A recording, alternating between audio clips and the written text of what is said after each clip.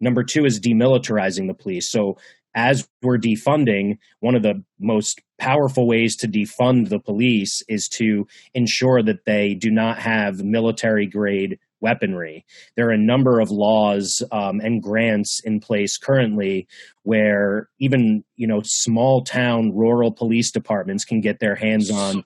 So this came from the Bush administration, right? This came from the first couple of years of the Bush administration. Whenever they were allowed to borrow money to gain military grade equipment.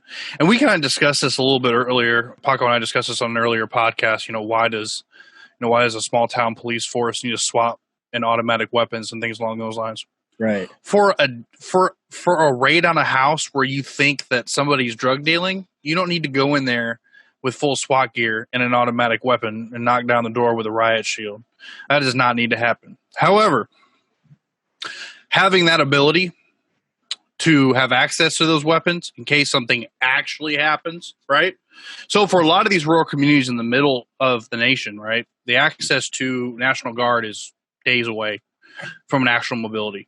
So if something actually happened, right, where it would require a militarization force to activate, I believe that law enforcement should have access to this in case it's needed. It's not needed for what it's used on a daily basis for now, right? We don't need millions of dollars being shipped. However, having that ability, right? Having access to those arms just in case something were to happen as a backup is good. But you can tell by the way that they use these arms and the way that they act with them that they haven't been properly trained, and they do not use them with.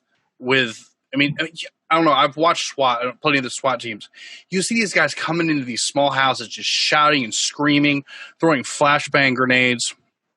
I'm a veteran. Shooting. I did multiple tours in Iraq and Afghanistan, and I have done hostage rescues in a combat zone, and I've gone into my primary force was combat search and rescue. That was my primary MOS, and I have never gone in with that level of force to rescue somebody, and it was an actual theater of war. Right. So I just don't understand why there's an escalation of force procedure that we have to go through in a theater of war, where when a police group can just kick in a door, just start firing, throwing flashbang grenades when there's 2 or 3 people in there because you think there might be guns or you think there might be drugs. And I completely agree with you on that either more training needs to happen or it needs to be taken away. But I do think that police groups, if properly trained, should have access to these as an absolute last resort if something does happen, especially in rural communities where support from the National Guard can be days away if something does actually happen. I hear you, and I it's obvious that we're not. I mean, you're not an abolitionist, right? Like, if you were, you wouldn't propose any additional training. You wouldn't think that they should exist at all, let alone have access to these weapons, even in an emergency situation. But so what the first thing that I would say is they have proven time and time again that the training is irrelevant. They are incapable of functioning properly. And part of the reason is, for one, the amount of cops who are part of the Ku Klux Klan, and who are, like, for example, in Portland, are friends with the Proud Boys, they are not actually trying to calmly arrest someone if they know they're a person of color. If you're Dylan Roof and you shoot up a black church, they'll take you for hamburgers. But if you might have sold weed and they know you're black, you might be sleeping like Breonna Taylor and just get shot to death for no reason. So as far as I'm concerned, they've had a lot of opportunities to prove that their intentions are good. They're not. I think that they are serving the purpose they were intended for, because the current system of carceral punishment and policing really stems directly from the end of slavery, when petty thievery became a felony, and they needed to, now that they didn't have access to literal slaves, they created a system that for many slaves was even worse, with the chain gangs. And it's just gone right from there to incarcerating and targeting predominantly people of color. Well, sharecropping was also terrible too. I mean, sharecropping immediately followed the abolition of slavery too. I mean, there's been it's been a even in the 1960s, right, where we had such grand, expansion of rights being passed.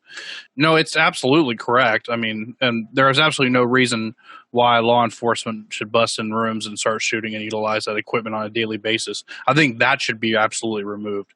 But I also wanted to touch base one more thing, and then I'll let you go, because I know we're here to let you talk and speak to your thing.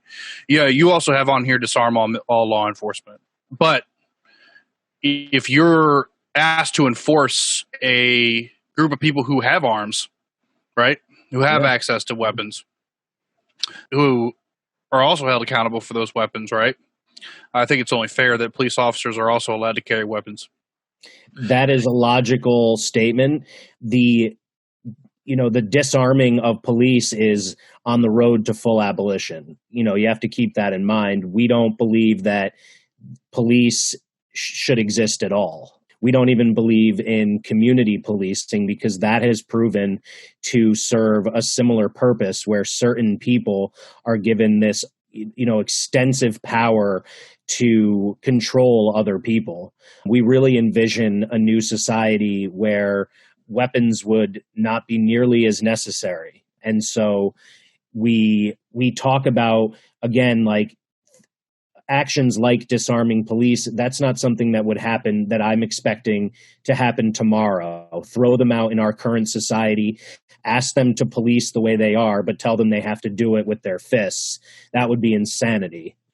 So this is part of a longer process that, there are certain things, that, for example, taking people out of prison and jails who are there for bail or parole violations, who are elderly, disabled, and immunocompromised, people who have been criminalized because they're immigrants, or criminalized survivors, women who have fought back against abusive husbands, nonviolent offenders.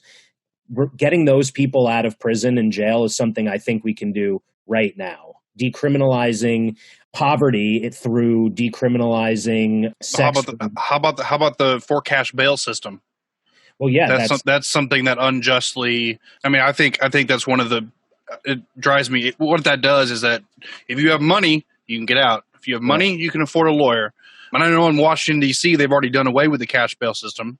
And I think we're one of the only first world countries that still has a cash bail system.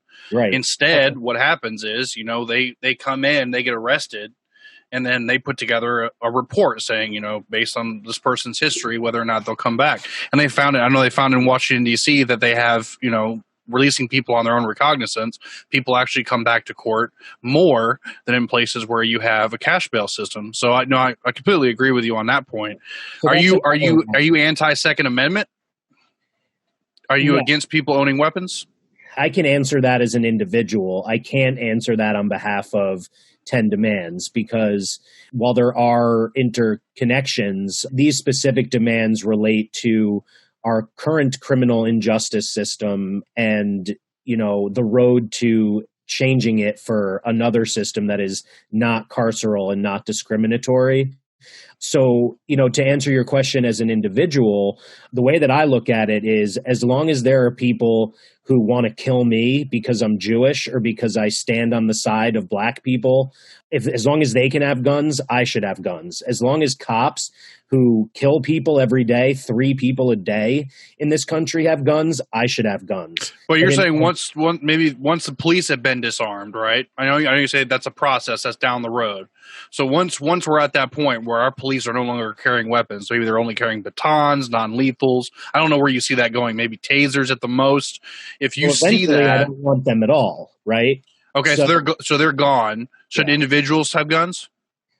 In an ideal world, we wouldn't have guns. That's my ideal world. I know the research shows that the more guns there are, the more accidental deaths there are. There are far fewer murders in countries that don't have the excessive amount of guns that we do here. I am not, I'm not in favor of hunting either. Like, if you really want to talk about me personally, if you're hunting because you live off the land, then hunt any way you can. And guns exist. They were, invented a long time ago. And if you have one and it helps you survive, I'm all for that. But if you're hunting for fun, that's not a sport I'm in favor of. I love animals, and I don't believe that they should be shot for our enjoyment. We certainly don't need machine guns to do that. So again, in an ideal world, I don't think we would need the Second Amendment. But in a world where we can't trust the cops to protect us, then yeah, we do. We need them to protect ourselves from them. And other bad people with guns. Yes, of course. Right. So as long as the NRA exists, I sure want the Socialist Rifle Association to exist. It's checks and balances, because we certainly are not living in an ideal world. No. And I like the transition process and that very first step, because it does get us to what we do see in other countries. One of the things that for example, countries with less police force, the requirement for police officers there is that they go through military service. So that would take care of that concern that you have there, Jonathan, with the training. But then even after that, they don't have any weapons, and they focus on the big crimes and not responding to just social issues